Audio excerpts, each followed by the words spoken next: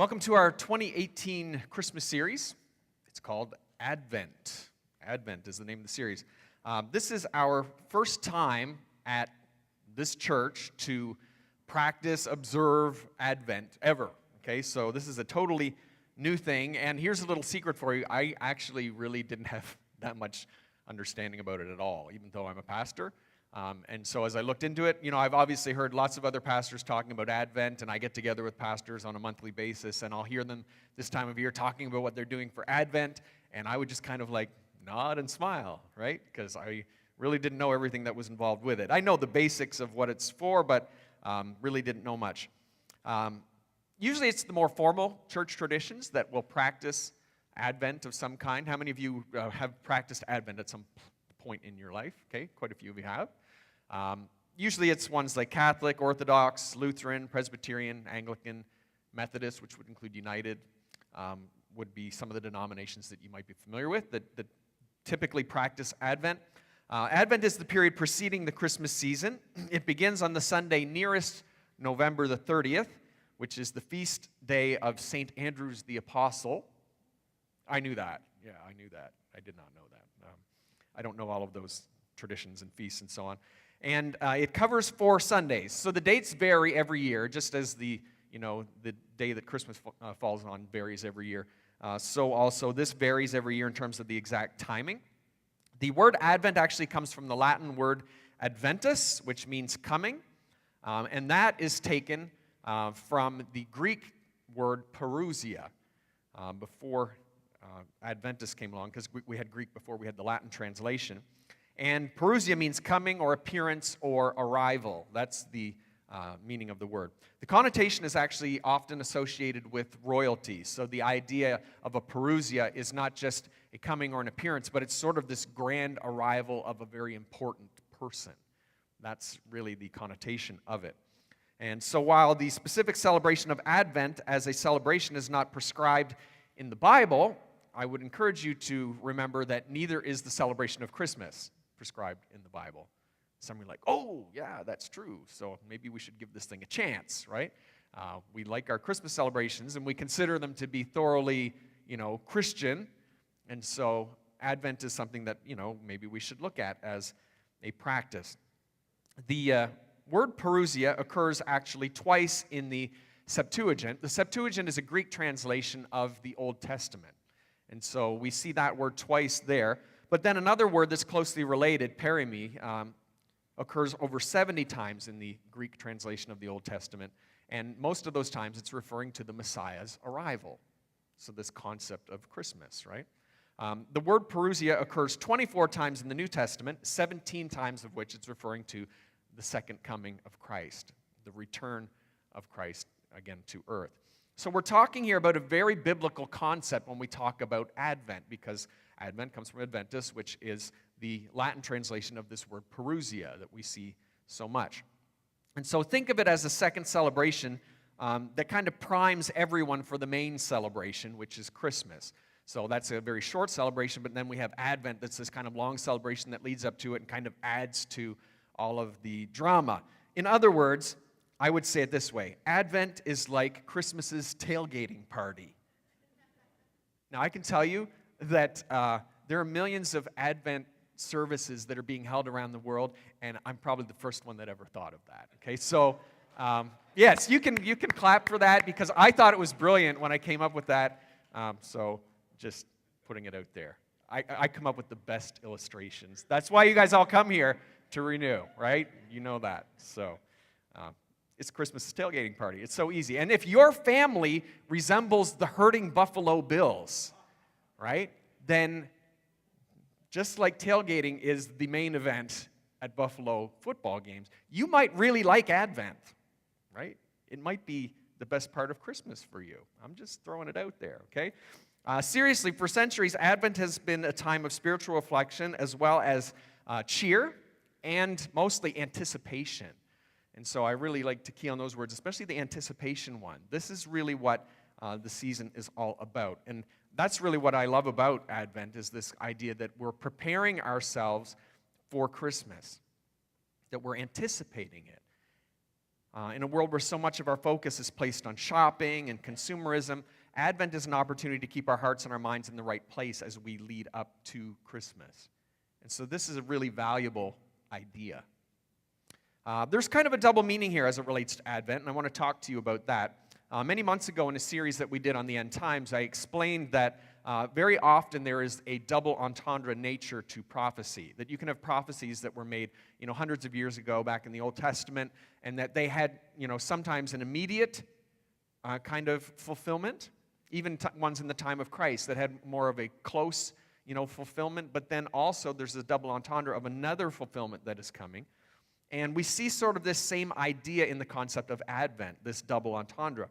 Remember, for centuries, the nation of Israel has been anticipating the parousia, the advent of the Messiah. They're still waiting today for this advent to take place.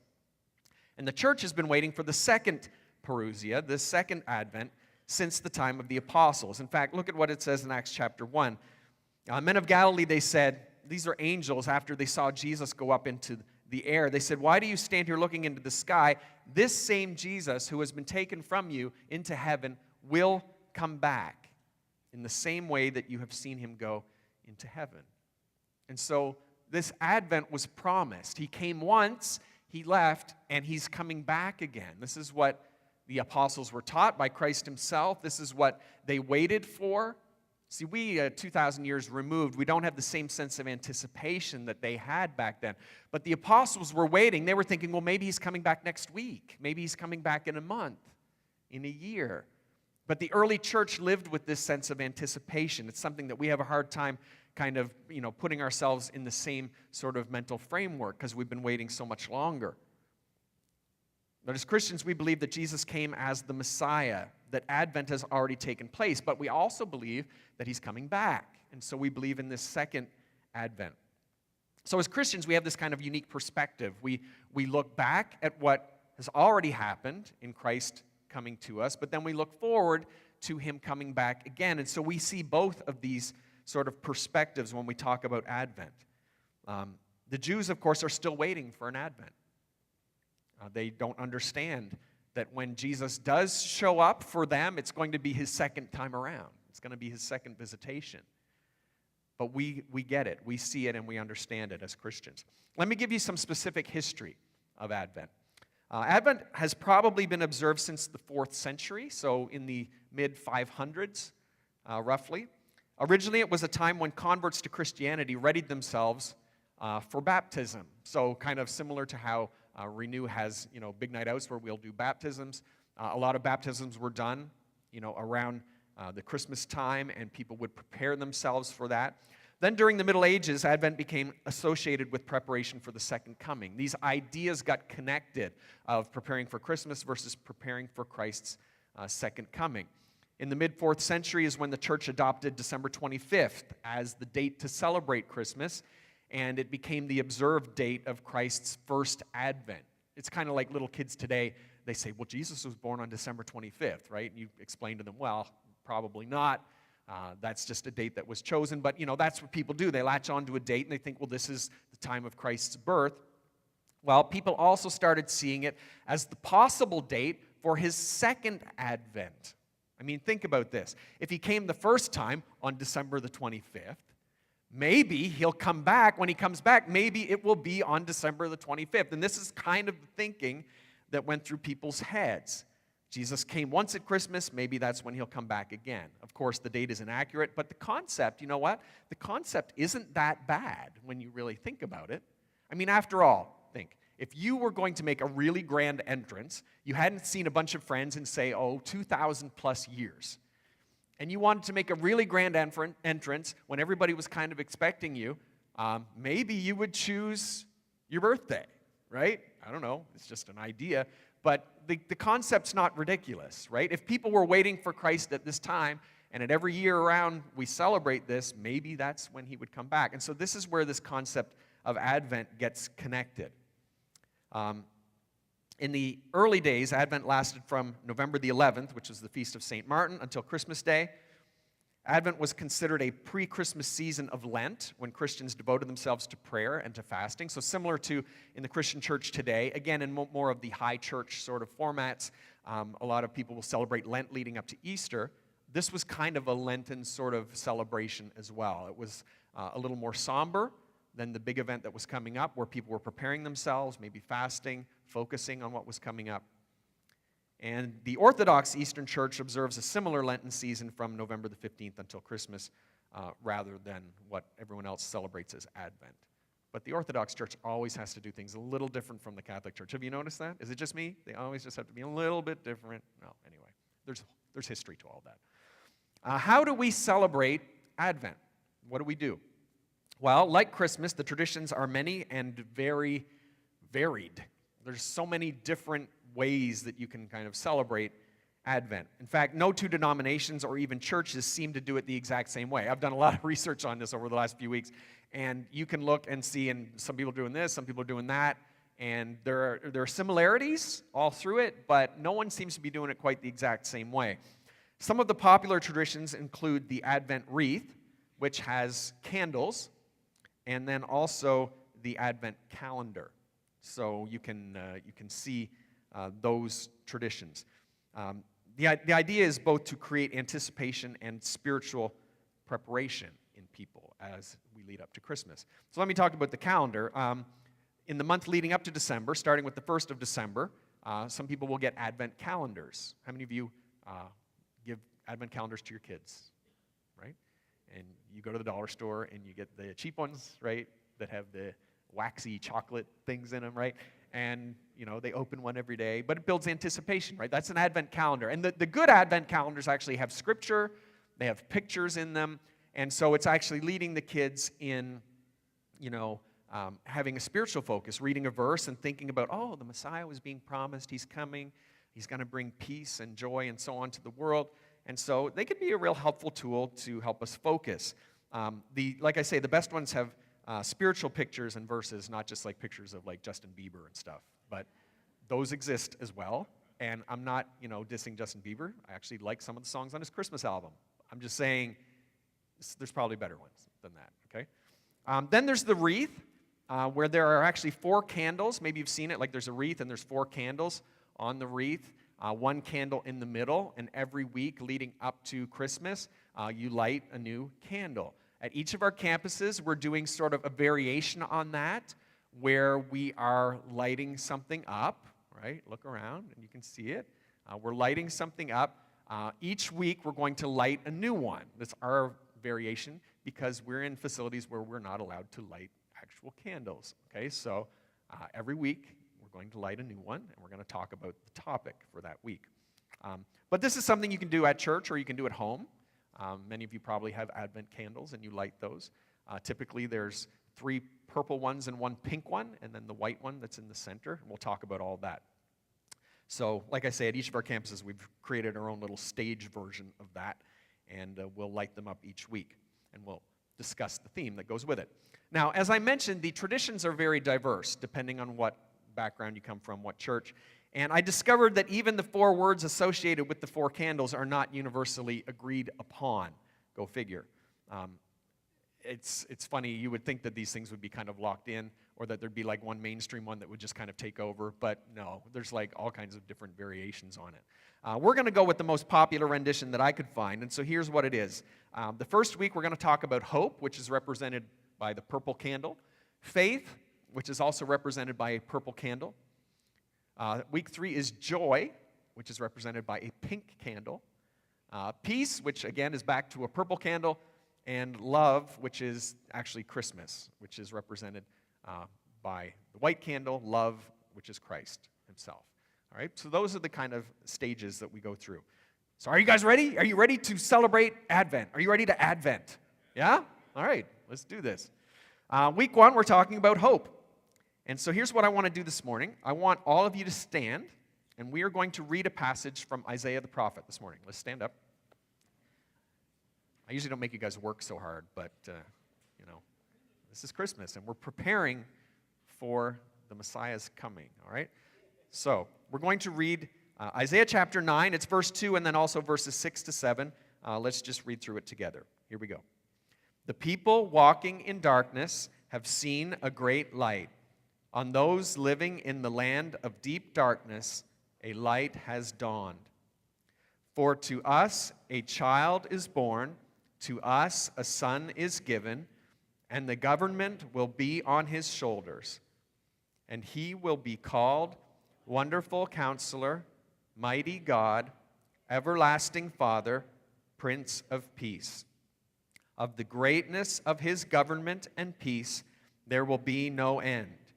He will reign on David's throne and over his kingdom, establishing and upholding it with justice and righteousness from that time on and forever. The zeal of the Lord Almighty will accomplish this. All right, go ahead and have a seat. Now, just for context, let me explain Isaiah's time here a little bit. The time of Isaiah, you're going back like 700 years before the time of Christ. And Israel was, as a whole, in great decline. These were not the glory days of Israel's history. For years, Judah, the southern kingdom, had been under the threat of the Assyrians, this huge world-dominant force at that time. They were in threat of Assyrian invasion. And about 733 BC, the kings of Aram and Israel came together and tried to pressure the king of Judah, who was Ahaz at the time, to join a coalition against Assyria. They said, we're all small, but if we band together, we can resist. We can fight back against Assyria and maybe protect what we have. But instead, you know what Ahaz did? Ahaz went to Tiglath-Pileser, the Assyrian king, for help. He said, no, I'm not going to side with you guys. I'm going to go with the bully. I'm going to go with the big group and think that that will, protect our interests the best. Well, Isaiah actually condemned this decision. He said this was not a godly decision. This was not what God desired for Judah. Assyria was Israel's enemy. They should never have aligned with them. And sure enough, within 30 years, by 701 BC, the Assyrians were threatening Jerusalem. They had forgotten all about any kind of agreement that they made with them, and they were threatening and going against Jerusalem. So Isaiah's job was to prophesy against Judah on God's behalf during these years. This was his job. He was just to speak out against Judah. You've messed up. You've rejected God. You've made bad decisions. And God is going to do what he's going to do because of this. There's going to be a price to pay for your disobedience. And this was Isaiah's job. He predicts the fall of Judah to the Babylonians. He says the Babylonians, this next world power is going to come in, is going to take you away into exile. He promised all of this.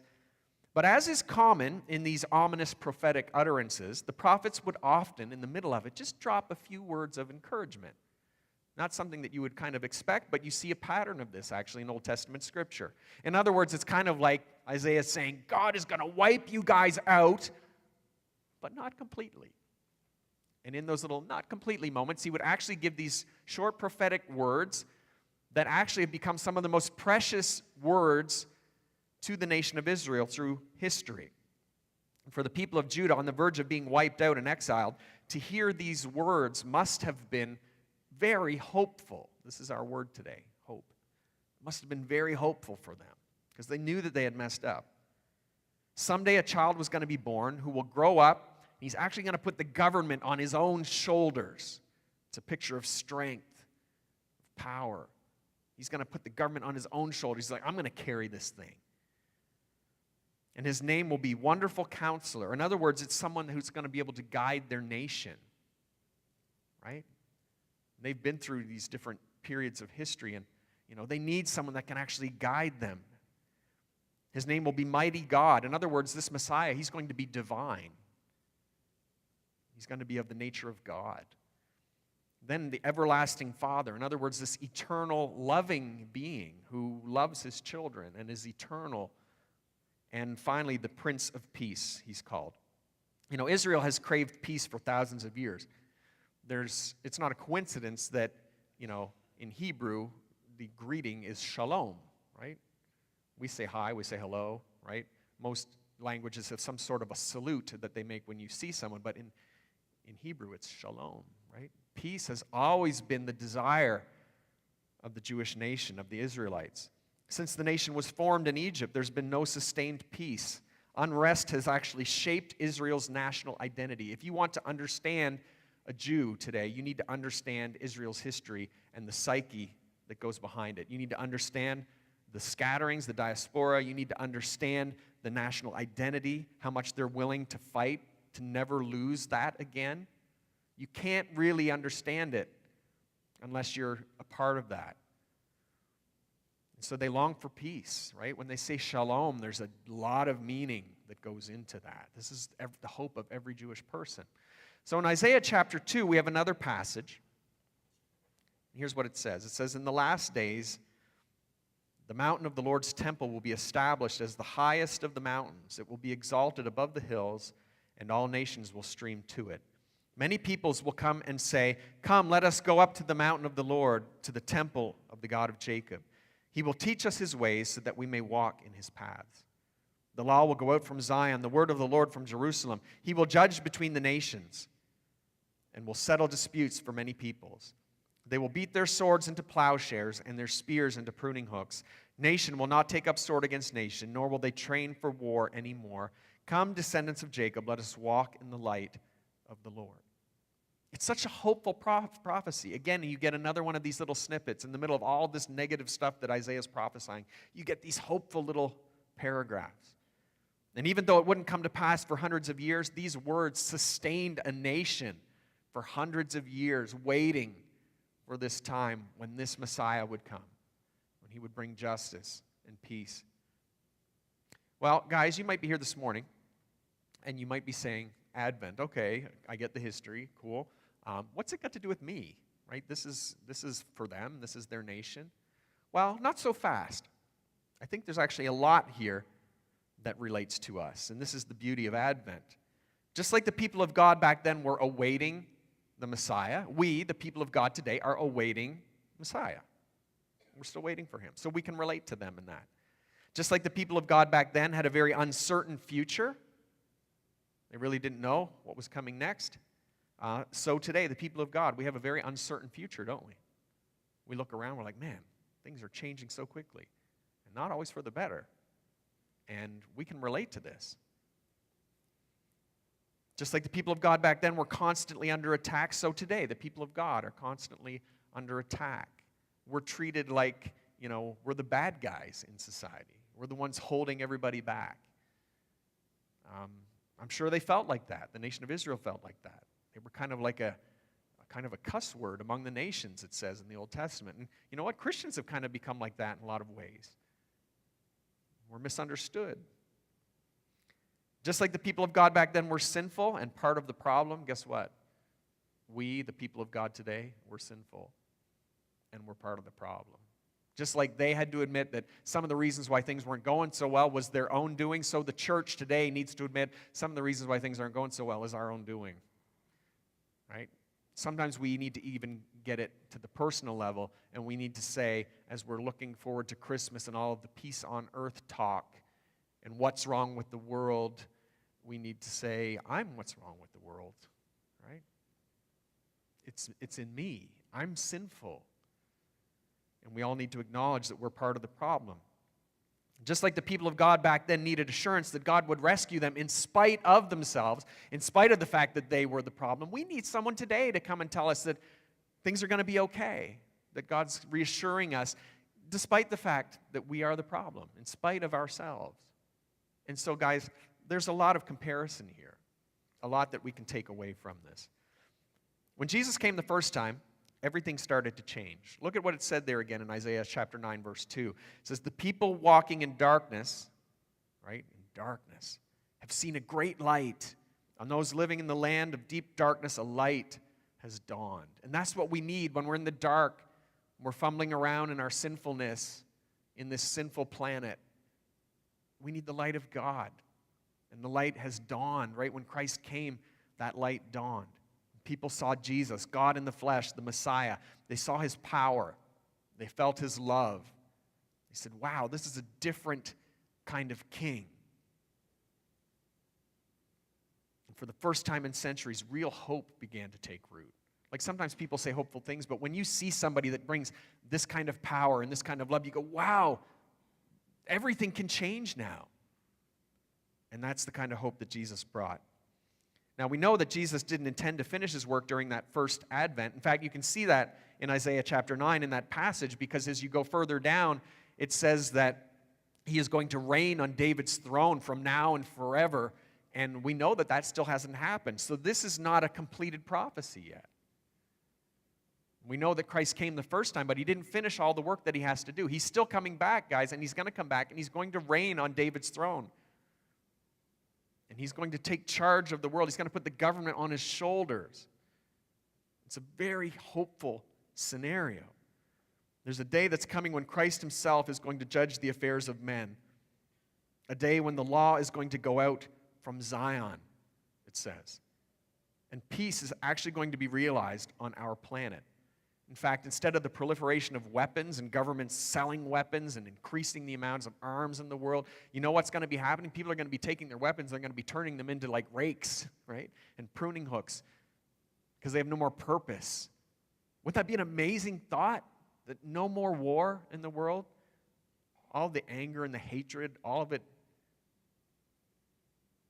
kept at bay because there's a ruler in place. Here on our planet, that's what we're talking about, guys, here in our world, that this could happen. If that doesn't fill your heart with hope, I don't know if anything will. But this is going to happen, right? We read the passage. The zeal of God Almighty has promised this. Well, life is not under the control of the evil one. Life is not under the control of evil people. And guys, you know what? Life is not even under your control or my control. We who are evil people.